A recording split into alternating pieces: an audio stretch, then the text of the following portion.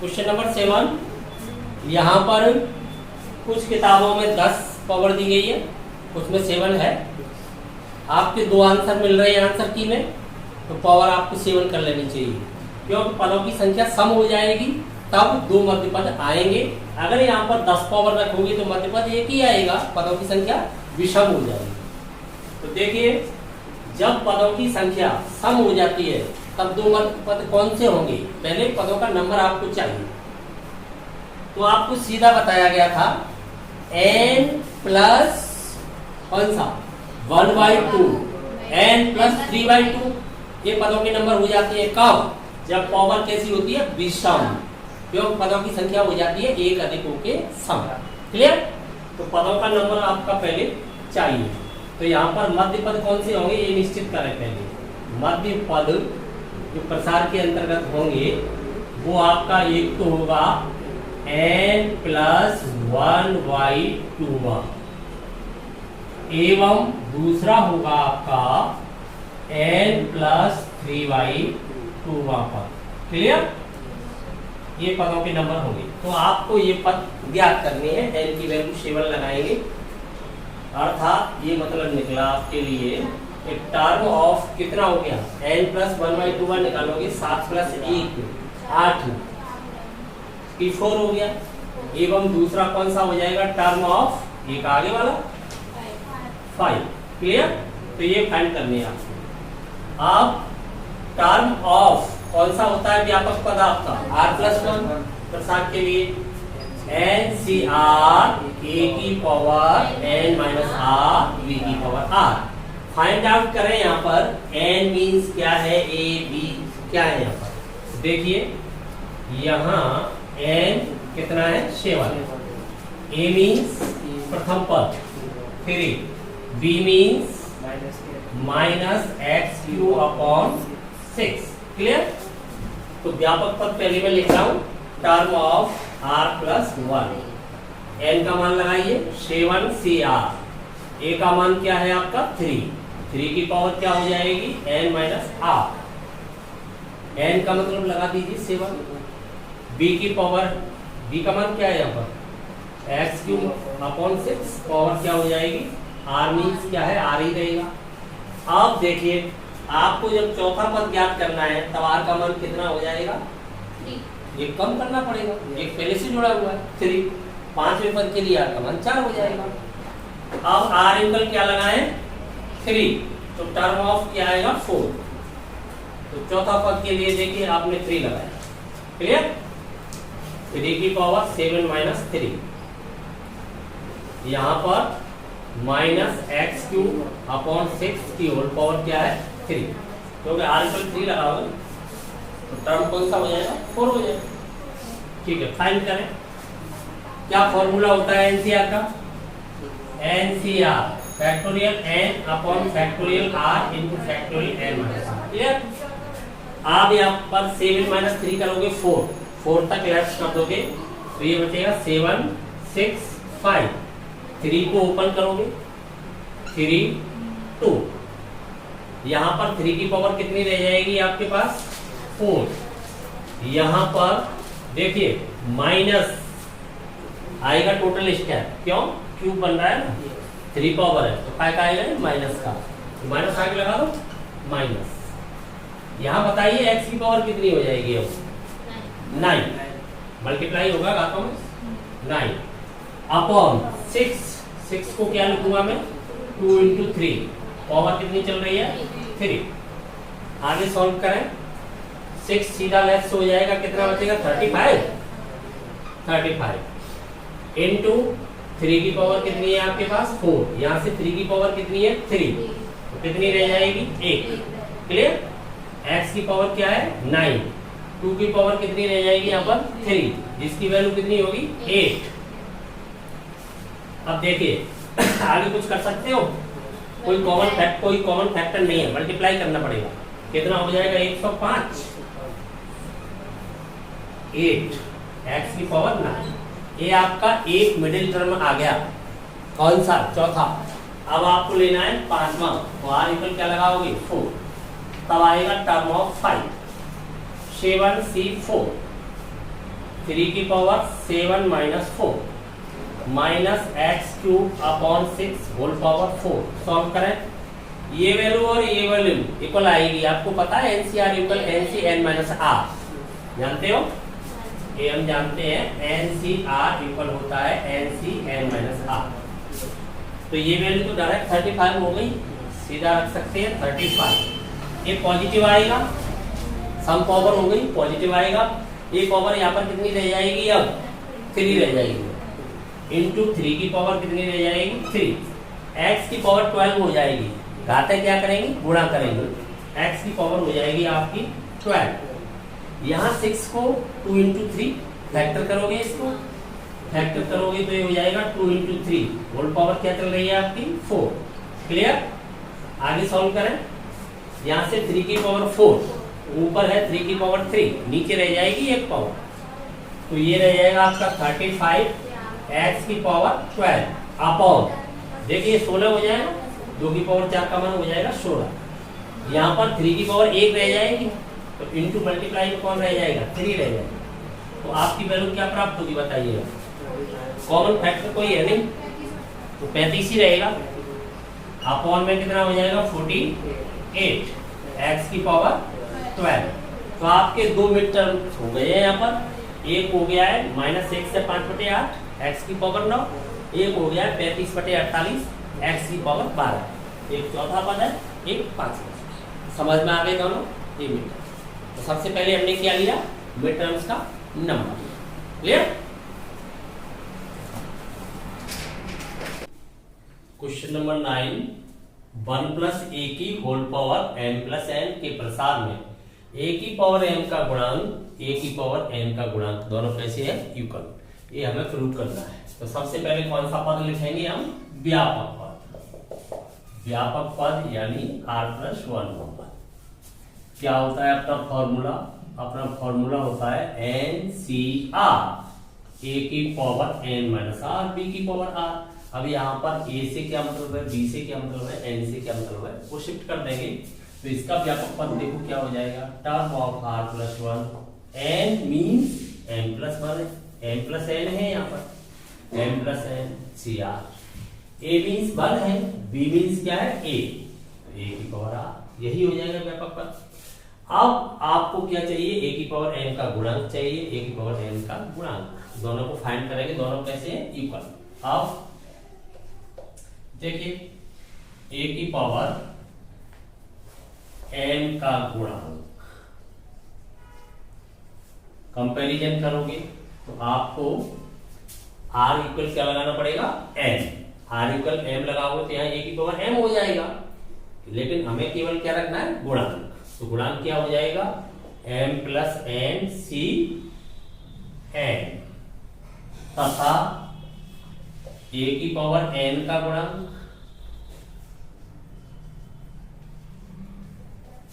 तब हो जाएगा m plus n c n, क्योंकि r इक्वल क्या लगाओगे? n। अब ये दोनों की वैल्यू इक्वल प्रूव करनी है, तो किसी एक को ले ले, दूसरे के बराबर आ जाएगा। तो देखिए हम किसी एक को ले लेते हैं, m plus n c n, ये हमने ले लिया।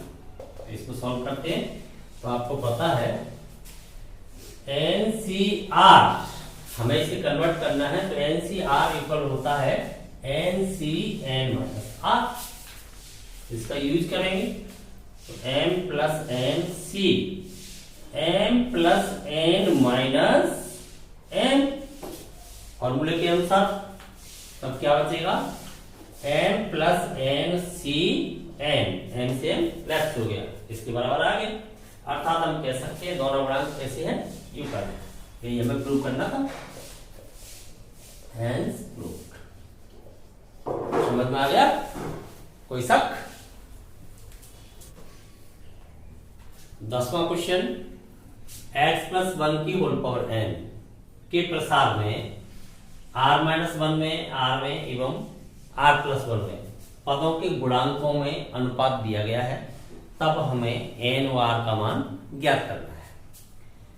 तो देखिए यहाँ पर सबसे पहले हम पदों के गुणांकों को प्राप्त करें, उसके बाद जो अनुपात दिया गया है उस अनुपात के इक्वल रखें, जिससे हम समीकरण प्राप्त करेंगे। x प्लस 1 कहना है या 1 प्लस एक्स कहना, बात तो एक ही है। पदों के गुणांकों में कोई भी प्रभाव पड़ेगा नहीं, क्योंकि यहां पर एक वैल्यू 1 है। व्यापक पद लिखना चाहिए सबसे पहले। व्यापक पद कौन सा पद होता है? r प्लस 1वां पद होता है। क्या फॉर्मूला होता है? NCR। आप तो एक ही लिखें हमेशा, वहां पर a, b और n की वैल्यू क्या हो गई है वो शिफ्ट कर दें। व्यापक को हमेशा एक ही ध्यान रखें, ठीक है। यहां पर क्या स्थिति है उसके अनुसार व्यापक एडजस्ट आप करोगे। n मीन्स n ही है, n रहने दें, क्लियर। a मीन्स x है तो x रखें। b मीन्स क्या है यहां पर बताइए? 1, तो 1 तो फिनिश, मल्टीप्लाई हो गया उसका, तो यही रह गया ना व्यापक पद। समझ में आ गई बात? ये व्यापक पद है आपका, ये व्यापक पद भी है और इसके प्रसार का r प्लस 1वां पद भी आ गया है आपके पास, क्लियर। अब आपको क्या चाहिए? rवां पद भी चाहिए, r माइनस 1वां भी चाहिए। जब इसे rवां पद बनाओगे तो आपको पता है पद संख्या से एक कम रहता है r का मान। ये पद संख्या r प्लस 1 है, जब यहाँ पर क्या है r एक कम है। ये पद संख्या r हो गई है तो यहाँ पर r के स्थान पर क्या आएगा? r माइनस 1 आएगा, क्योंकि हम इसे ऐसे लिख सकते हैं r माइनस 1 प्लस r के स्थान पर r माइनस 1 का यूज हो जाएगा। तब ये आएगा आपका NCR माइनस 1। इससे कोई लेना देना नहीं रहेगा आगे, क्योंकि गुणांक ही गुणांक लेने हैं, फिर भी मैं पद लिख देता हूं, क्योंकि इससे क्या लेना देना रहेगा बताओ? कोई लेना देना है तुम्हारा? केवल गुणांकों से लेना देना रहेगा। ये तो चर राशि है, गुणांक के लिए बोला गया है, इन पर तो कोई इफेक्ट नहीं पड़ेगा। आप चाहे 1 प्लस एक्स करो या x प्लस 1 करो, यहाँ पर चाहे r माइनस 1 बने रहे या n माइनस बने रहे, नो इफेक्ट, गुणांक तो वही रहेंगे ना। समझ में आ गई बात? ऐसा भ्रमित होने की जरूरत नहीं है कि हम x प्लस 1 को 1 प्लस एक्स लिख लेंगे तो क्या हो जाएगा, कुछ नहीं हो जाएगा। यहाँ सीधा x और r के आ जाएगा बस, तो जो यहाँ आएगा वही नंबर यहाँ आ जाएगा, या तो कुछ भी रहे, इससे मतलब क्या रहेगा? अपना गुणांकों से मतलब रहेगा, ठीक है। तथा टर्म ऑफ कौन सा चाहिए? अब r माइनस 1 चाहिए। r माइनस 1 के लिए बताइए एक और कम हो जाएगा तो यहाँ पर क्या आएगा? r माइनस 2 आएगा प्लस 1, तभी तो r माइनस 1 बनेगा। तो NCR माइनस यहाँ पर क्या हो गया? 2, x की power n minus r minus 2। अब गुणांक चाहिए तो ये चाहिए, ठीक है। तो अब गुणांक लेते हैं प्रश्नानुसार। जो प्रश्न कह रहा है वो काम हम कर रहे हैं, अपनी इच्छा से थोड़ी कर रहे हैं, प्रश्न कह रहा है ऐसा। क्या कह रहा है प्रश्न? इनके गुणांकों में अनुपात 1, 3, 5 का है, तो इनके गुणांक उठाइए। गुणांक केवल क्या है? गुणांक कौन सा गुणांक किस नंबर पे, ये ध्यान रखें, संगतता का ध्यान रखें। आपने गुणांक तो उल्टे सीधे ज्ञात कर लिए, क्योंकि पहले व्यापक लिया आपने, पीछे की तरफ ऐसे ज्ञात किए हैं, लेकिन संगतता का ध्यान रखिए। सबसे पहले कौन सा लिखा जाएगा? r माइनस 2, तो क्या आया? NCR minus 2। इस बात का विशेष ध्यान रखें, NCR माइनस 2 रेशियो NCR कौन सा आएगा? देखिए सबसे पहले r माइनस 1 वाला, तो इसका गुणांक लेंगे, r माइनस 2 है। इसके बाद इसका गुणांक लेंगे, r माइनस 1 है। उसके बाद उसका गुणांक लेंगे, r है, क्योंकि एक एक कम हो गया पद संख्या से। रेशियो यहाँ पर क्या आएगा? ये r माइनस 1 नहीं आएगा, r माइनस 1, तब यहाँ पर आएगा युगल। हाँ युगल लगा सकते हैं, क्योंकि प्रोपोर्शनल टू है ना, समानुपाती का चिन्ह आप जानते हैं, 4 ऐसे लगाते हैं, 2 या युगल लगा दो। तो क्या चल रहा है? 1:3:5। अब इससे मैं 2 इक्वेशन फाइंड करूंगा। क्यों करूंगा 2 इक्वेशन? क्योंकि मुझे 2 राशियों का मान ज्ञात करना है, और जितनी राशियां होंगी उतनी इक्वेशन की आवश्यकता होती है। तो वो इक्वेशन में इन दोनों से प्राप्त कर सकता हूं, करने को तो इससे भी प्राप्त कर सकता हूं, लेकिन इससे क्या होगा? थोड़ी सी आपकी जो कैलकुलेशन है वो लेंथी हो जाएगी, क्योंकि इससे 2 का अंतर आ जाएगा r और r -2 में। तो मुझे जो फैक्टोरियल है वो 2 टाइम्स ओपन करना पड़ेगा। 2 टाइम्स ओपन करूंगा तो कैसा बन जाएगा, क्वाड्रेटिक बन जाएगी द्विघात। तो थोड़ा सा टिपिकल हो जाएगी कैलकुलेशन, समय अधिक लगेगा। तो क्या करना चाहिए, मुझे कंटिन्यू रखनी चाहिए, जिससे एक बार ही ओपन करनी पड़ेगी। तो पहले इनको लेता हूं मैं, तो सीधा रेशियो में ले लेता हूं, r-2 is divide by NC(r-1). Clear, इधर हो जाएगा 1/3। एक इक्वेशन फाइंड हुआ, दूसरा इक्वेशन भी फाइंड होगा। पहले इसको मैं सॉल्व करूं तो आपको पता है, दिख रहा है इधर यहाँ पे। चलो मैं इस नीचे ले लूँ, दूसरा रेशियो दूसरा बात ले लूंगा, इसी को कंप्लीट कर देता हूं। देखिए factorial n upon factorial r-2 factorial n minus घटाओगे तो ये प्लस हो जाएगा। हाँ बिल्कुल, ये प्लस हो जाएगा, ये ध्यान रखना। अब मैं मल्टीप्लाई में भी साथ ही ले रहा हूं, तो ये फैक्टर बदल दूंगा, तो ऊपर कौन बन जाएगा, r-1 factorial n minus r+1 upon factorial n। क्यों, ये डिवाइड है, मल्टीप्लाई में ले जाऊंगा तो नीचे वाला फ्रैक्शन है वो हाँ व्युत्क्रम में चला जाएगा, पलट जाएगा। ये चली रहा है आपका 1/3। अब यहां आगे ध्यान देंगे, उतना ही वर्क करूंगा जितना आवश्यक है, फालतू लिखने से कोई फायदा नहीं है। फैक्टोरियल लेफ्ट हो गया, ऐसे कट मत लगाना, कट नहीं लगाते हैं हायर क्लासेस के अंदर, ऐसे नहीं करते, केवल लेफ्ट कर दो, इसे छोड़। यहाँ r-2 है या r-1 है, हमें पता है r-1 बड़ा है r-2 से, एक 1 टाइम्स ओपन करने से ये लेफ्ट हो जाएगा। तो इसे मैं ओपन कर रहा हूं, तो यहाँ पर क्या बचेगा, r-1 कर दिया मैंने। बाकी इसके अंदर r-2 रह गया है फैक्टोरियल में, वो मैंने लेफ्ट कर दिया, सीधा बगैर लिखे हुए लेफ्ट कर दिया, लिखना आवश्यक नहीं। यहाँ पर भी मैं देख रहा हूँ, इसमें 1 जोड़ रहा है, यहाँ पर 2 जोड़ रहा है, ये सेम वैल्यू है n-r, तो बड़ा कौन सा वाला हो गया, ये वाला। तो एक बार इसे मैं ओपन करूंगा तो 1 कम होगा, क्योंकि फैक्टोरियल बाहर निकालने से संख्या 1 की कमी आती है, एक एक करके ही तो चलता है नेचुरल नंबर्स के अनुसार। तो 1 की कमी आएगी तो ऐसा बन जाएगा, तो इसको बगैर लिखे हुए मैं सीधा लेफ्ट कर दूंगा। तो मुझे पता चल गया यहाँ पर बचेगा n माइनस r+2, यही हो जाएगा, बस हो गया पूरा सॉल्व। इधर तो उधर चल रहा है आपका 1/3, इससे आपको एक इक्वेशन फाइंड होगा। क्या इक्वेशन फाइंड होगा, देखिए ये मल्टीप्लाई कराया हुआ तो इधर आएगा n माइनस r+2, इसे मल्टीप्लाई कराया हुआ 3r-1। ये उधर लिखने की आवश्यकता नहीं है, आप समझ रहे हो दिमाग में, इधर उधर लिखे हुए आप सीधा ट्रांसफर करें, पक्षांतरण करें, चाहे इसको पहले लिखें चाहे इसको पहले लिखें, कोई भी लिख सकते हो, rn से कोई फर्क नहीं है। इसको लिखोगे तो इसे लिख देता हूं, तो n माइनस, अब एक साथ देखना, इसमें है नहीं, यहाँ 3r है, उधर से इधर आप शिफ्ट कर रहे हो, माइनस के 4r हो जाएंगे। ऐसे ही यहाँ पर आपका +2 है, उधर -3 को शिफ्ट कर रहे हो, +5 हो जाएगा, इक्वल 0। एक इक्वेशन आपको फाइंड हो गया। एक इक्वेशन और चाहिए, तो पुनः दूसरा काम करें आप, इनसे कंटिन्यूटी देखें, नहीं तो आपको क्वाड्रेटिक मिल जाएगा। तो देखिए NCr-1 रेशियो NCr, इनका अनुपात क्या है, 3:5। क्लियर, लगाइए इसको, तो factorial n upon factorial r-1 into factorial n minus r+1 हो जाएगा। ठीक इसी प्रकार से मैं इसे भी साथ ही रेसिप्रोकल मल्टीप्लाई में ले रहा हूं, डिवाइड को फैक्टोरियल n कहां चला जाएगा, नीचे, अभी आ जाएगा factorial r factorial n minus r is divide by factorial n equal 3/5। समझ में आ रहा है, सॉल्व करेंगे आगे।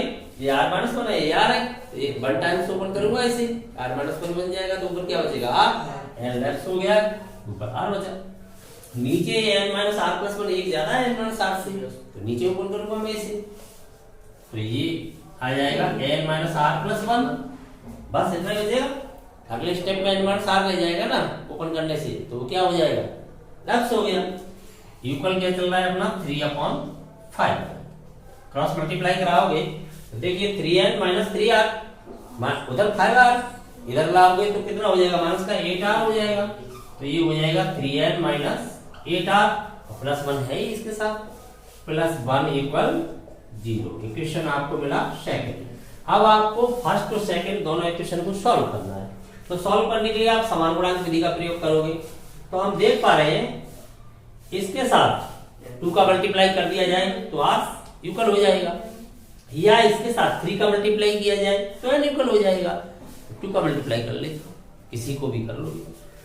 तो इक्वेशन फर्स्ट में ही तो कर रहा हूं मैं, तो इसके नीचे लिख देता हूं मैं कितने का मल्टीप्लाई करके, 2 का मल्टीप्लाई करके। तो क्या आएगा अपने पास 2n माइनस 8r प्लस कितना हो जाएगा 10 इक्वल 0। क्या कर दिया मैंने, इक्वेशन फर्स्ट को मल्टीप्लाई कर दिया है मैंने 2 से। कर सकता हूं, ठीक है। अब दोनों को सॉल्व कर रहा हूं। तो सॉल्व करने के लिए तो आप जानते ही हो, सीधा सॉल्व कर दोगे। यहां से सब्ट्रैक्ट करोगे तो क्या बचेगा, n बचेगा, और n इक्वल ये तो लेफ्ट हो जाएगा, इधर बचेगा आपका नहीं, ऐसे सब्ट्रैक्ट किया है, -7 बचेगा इधर, तो -7 इक्वल 0। तो n की वैल्यू आ जाएगी आपकी 7। लिख दोगे ना दोनों इक्वेशन सॉल्व करने पर, यहाँ पे लिख दोगे ना solving equation first and second, उनको सॉल्व कर दो। ठीक है, अब n की वैल्यू आप शिफ्ट कर दो, भले ही फर्स्ट में कर दो, फर्स्ट से फर्स्ट एम्प्लाइज n की वैल्यू आप शिफ्ट करोगे 7। तो देखो क्या आएगा, 7 माइनस 4r प्लस 5 इक्वल 0। तो इससे 4r इक्वल 12, तो r इक्वल हो जाएगा आपका 12/4 इक्वल 3। अतः आपकी दोनों वैल्यू फाइंड हो गई कि नहीं हो गई। अतः एट लास्ट हम लिख सकते हैं n equal 7 and r equal 3। समझ में आ गया पूरा, ठीक, लिख रहा है यहाँ तक सही, ठीक।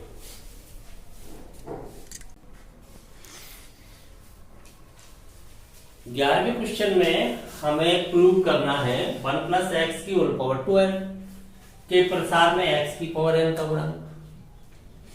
1 प्लस एक्स की होल पावर 2n माइनस 1, यानी पहली पावर से एक कम कर दी गई है, तब x की पावर n का जो गुणांक आ रहा है उसका 2 गुना इस पहले वाले गुणांक के बराबर। क्वेश्चन समझ में आया। 1 प्लस एक्स यहाँ पर भी है, यहाँ पर भी है, केवल यहां से वहां एक घात कम कर दी गई है, तब x की पावर n का गुणांक आधा रह जाता है। कितना रह जाता है, आधा रह जाता है, तभी तो उसका 2 गुना ये है।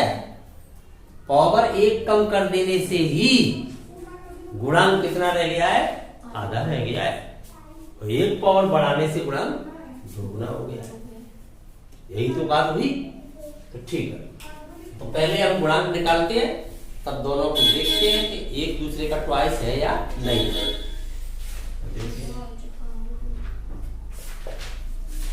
गुणांक निकालोगे तो व्यापक पद लिखना पड़ेगा आपको। तो सबसे पहले दोनों का व्यापक पद लिख रहा हूं। 1 प्लस एक्स की होल पावर आपकी क्या है, 2 है। मैं व्यापक पद, प्रसार का व्यापक पद लिख रहा हूं। व्यापक पद कौन सा पद होता है, टर्म ऑफ r प्लस 1 पद होता है। क्या होना चाहिए, तुम तो जो फॉर्मूला होता है वो लिखो, बाद में शिफ्ट कर लेना, उसको पकड़े रहो तो पार हो जाओगे, फॉर्मूले को मत भूलो, ठीक है। a की power n minus r, b की पावर r। अब शिफ्ट कर लो इसे, term of r plus 1 equal, देखो n की जगह पर 2n है, तो लगाइए 2n, ठीक है। a की जगह पर 1 है तो छोड़ दीजिए, b के स्थान पर x है तो x शिफ्ट हुआ। अब इससे आपको जो चाहिए वो लेते रहना। दूसरे के लिए भी व्यापक पद लिखो, 2n माइनस 1 के लिए, तो आप लिखने की आवश्यकता कहाँ है, उसके लिए केवल n ही तो चेंज करना है, उसका व्यापक बन जाएगा। ये इसका व्यापक है, उसका व्यापक उससे बन जाएगा। अब तुम्हें क्या चाहिए, x की पावर n का गुणांक चाहिए ना केवल इसमें। तो x की पावर n कब बनेगी, जब r इक्वल n लगाओगे, तो आप सीधा उठा सकते हो ना आप x की पावर n का गुणांक, n का गुणांक यही तो चाहिए। तो बताओ क्या आ गया, x की पावर n लगाओ तो 2ncn रह गया कि नहीं रह गया, 2ncn यही रह गया। ठीक है, पुनः दूसरे वाली स्थिति में जाओ तो 1 प्लस एक्स की होल पावर क्या है 2n माइनस 1 में व्यापक पद आप तो तुम डायरेक्ट गुणांक भी लिख सकते हो, आपको पता है व्यापक पद के लिए केवल यही तो बदलेगा। तो व्यापक पद इसका r प्लस 1वां पद हो जाएगा आपका 2n c, वो 2n माइनस 1 है ना वो पावर n के स्थान पर 2n minus 1 c r x की पावर r। तो अब इससे x की पावर n का गुणांक क्या रह जाएगा, तो यहां से x की पावर n का आप गुणांक निकाल रहे हो तो देखिए क्या रह जाएगा, केवल यहाँ पर 2n माइनस 1 है, ये तो n ही रहेगा, दोनों के गुणांक सामने हैं। अब हमें प्रूव क्या करना है, ये इस गुणांक का दोगुना है, इस वैल्यू का ये दोगुना है, पहले वाला ये दोगुना है ना इसका, तो हम किसे लेके चलें, इसे लेके चलें तो अपने आप ये उसमें आ जाएगा 2 इंटू इतना आ जाएगा, ये तो इसका दोगुना हो जाएगा कि नहीं हो जाएगा। तो ठीक है, हम उसे लेके चलते हैं बड़ी वाले को। अब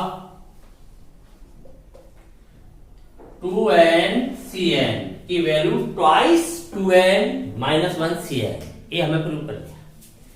चलो एक बात बताना, ये आप जानते हो एक फॉर्मूला, इसे मैं ऐसे लिख दूंगा अभी, जैसे 2n cn को पहले ओपन करो, वो बात की बात है, ओपन कैसे करोगे, फैक्टोरियल 2n अपॉन फैक्टोरियल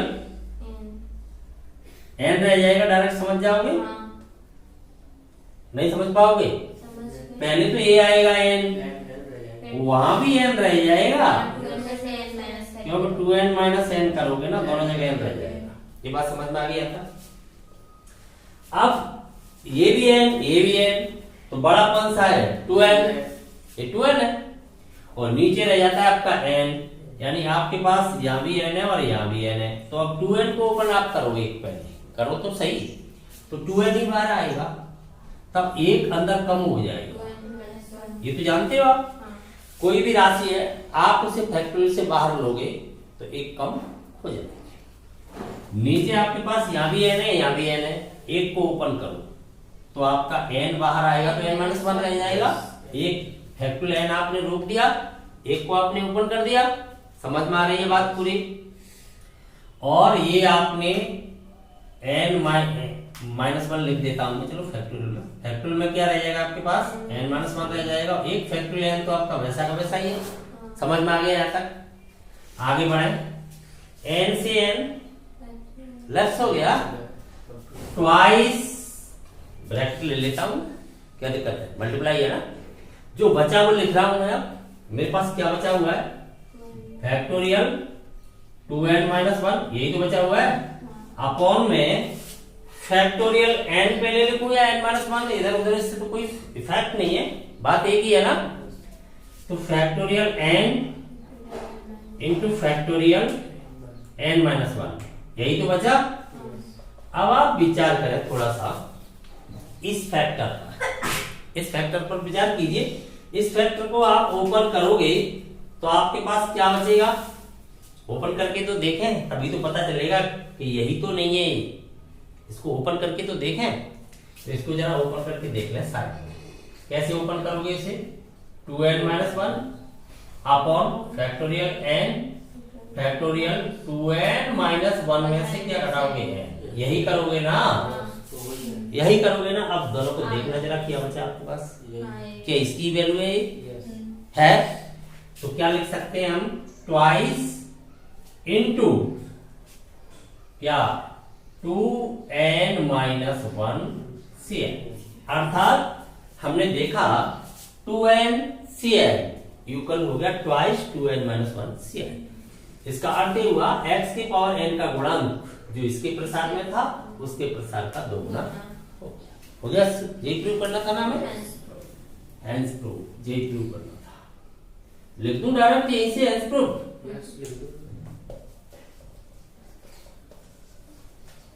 तो ये आपका प्रूफ समझ में आ गया।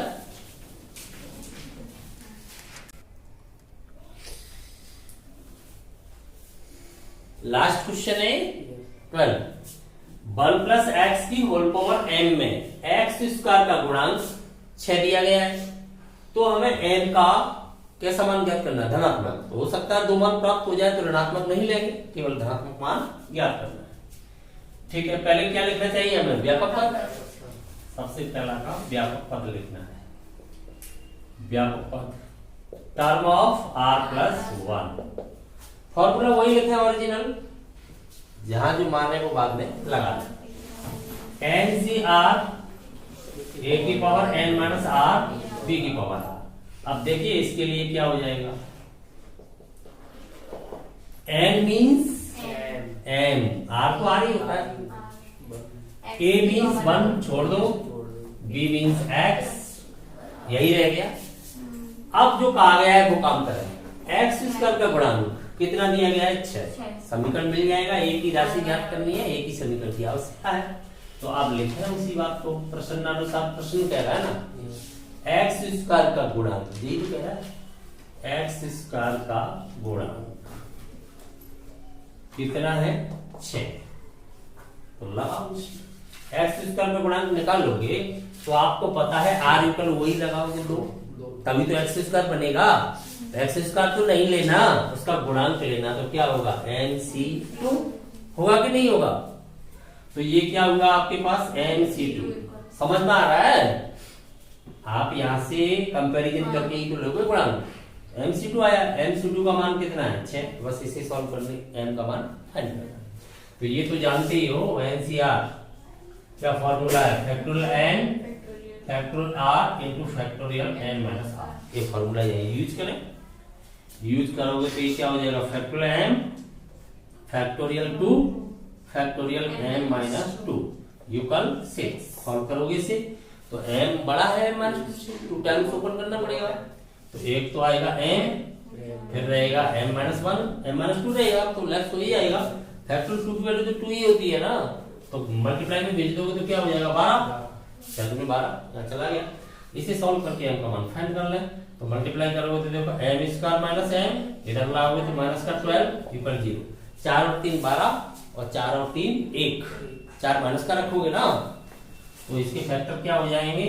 एक तो हो जाएगा m माइनस 4, एक हो जाएगा m प्लस 3। एक तो m माइनस 4 हो जाएगा, एक हो जाएगा m प्लस 3 इक्वल 0। तो m की दो वैल्यू फाइंड हो रही है ना यहाँ पर। m इक्वल एक तो माइनस 3 आ रहा है और एक आ रहा है 4, परंतु हमसे कहा गया है m का धनात्मक मान बताइए। हाँ बताइए, पॉजिटिव वैल्यू कौन सी है? 4 आता है। m इक्वल हमें क्या लेना चाहिए? 4। तो कहा गया ना धनात्मक मान बताइए। समझ में आ गई बात? ठीक।